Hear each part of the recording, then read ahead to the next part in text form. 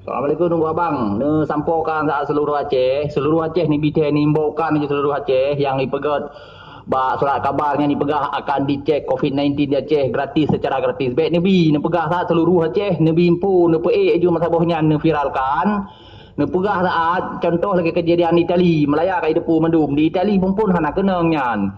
Iba botolnya dua boh ke di Itali dipok ide botol bak pintu lip. Maka haji berjangkit malunya mana si di Aceh karena di Indonesia akan merajalela PKI. Anak karena Acehnya zon hijau, jadi ipegang ke zon merahnya terlibat Aceh-Aceh. Sebab mata dunia Aceh dengan Vietnam memang zon hijau hana kenang. Jadi ana pegah saat awaknya nak tujuan misi dan visi awaknya hana ada lepu awaknya nan.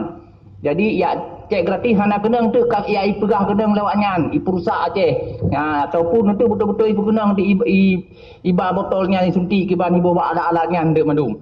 Disebarkan nak halang untuk telefon ya ka menggah madu masabahnya di Malaysia. Ne long bite tak masabahnya. So yang na urang Aceh ti bukanya ni YouTube kem-kem ya test COVID-19 nya ni YouTube dulu. Doktor Palih hari 16 Jokowi. Ngamban Jokowi nya kan betul-betul ji PKI PKI yang betul yang tak betul ibuna tentera mujahidin awak ngan sini pun bak ulai gede itu hai tentera le ji. Ngamban cara ji kan. Jadi ne himbaukan seluruh Aceh Pak dibuka poskonya ni ubah orang you jak orang apa ngitet.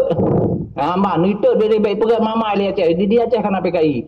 Yang kemudian tang bang nak selalu sampaikan tak sayang sa berubang sa dengan Aceh kan mam. Yang nak sampaikan kanjuan. Lalu badra kabar katu kuno Malaya kan. Hana pa Aceh ngan betul betul. Hana beketnya ni nan Aceh nanti kai pegang kenang kana kanyo kaji.